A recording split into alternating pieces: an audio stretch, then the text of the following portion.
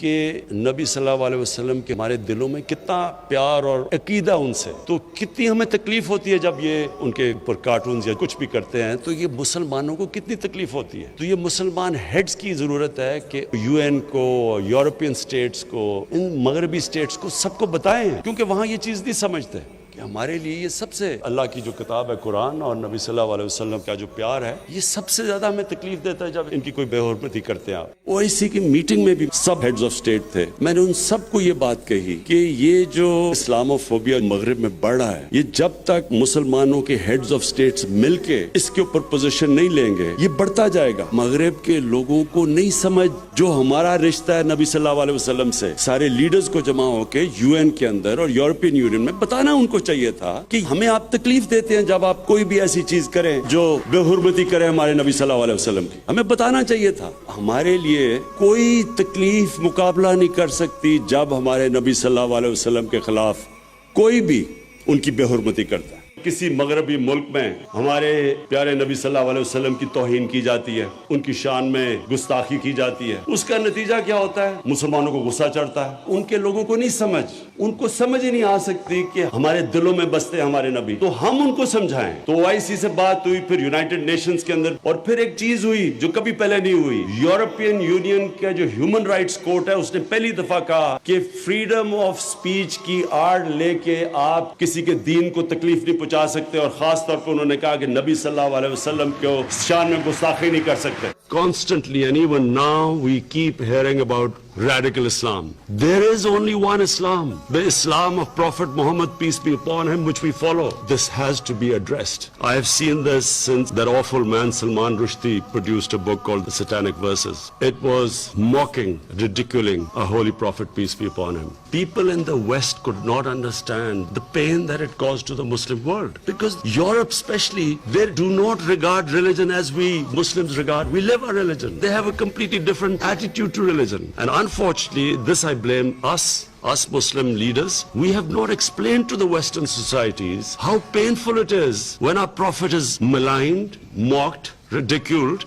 Why does it cause so much pain to us? Because the Prophet lives in our hearts. And we all know that the pain of the heart is far, far, far greater than physical pain. Every 2 or 3 years, someone comes up with a caricature of a prophet, peace be upon him, or this is something which is derogatory. There's a reaction amongst the Muslims, and then everyone says, look what an intolerant religion it is. Immediately, the gulf between the communities widens, because they don't understand why it's causing us pain. We haven't explained to them, and yet there is a certain small section of society which knows that it's going to cause us pain, and they deliberately do it to make the fishes wider.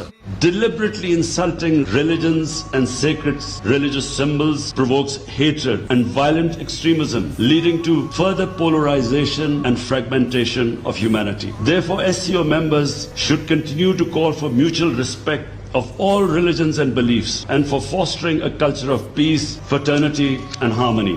جو Holland کے اندر خاکے نکلے جنہوں میں ہمارے نبی صلی اللہ علیہ وسلم کی گستاخی کی، میں یہ واضح کرنا چاہتا ہوں کہ یہ کوئی ایک مسلمان کا مسئلہ نہیں، یا چند مسلمانوں کا مسئلہ نہیں۔ ہر مسلمان دنیا میں جدھر بھی وہ بستا ہے، یہ ہم سب کا مسئلہ ہے۔ نبی صلی اللہ علیہ وسلم مسلمانوں کے دل میں رہتے ہیں۔ جب کوئی بھی ان کی شان میں گستاخی کی جائے، سارے مسلمانوں کو تکلیف ہوتی ہے۔ اور مسئلہ ہمارا یہ ہے مسلمانوں کا کہ مغرب کے لوگوں کو اس چیز کی سمجھ نہیں ہے۔ اس کی سمجھ اس لیے نہیں ہے کہ ہم مسلمانوں نے ان کو سمجھایا نہیں کہ جس طرح وہ اپنے دین کی طرف دیکھتے ہیں وہ بالکل مختلف ہے جس طرح ہم اپنے دین کی طرف دیکھتے ہیں۔ اور ہم صرف تب سمجھا سکیں گے جب ساری مسلمان دنیا OIC کے پلیٹ فارم سے مل کے یونائٹڈ نیشنز میں بتائے کہ ہمیں کتنی تکلیف پہنچتی ہے جب بار بار ہمارے نبی صلی اللہ علیہ وسلم کی شان میں گستاخی کی جاتی ہے۔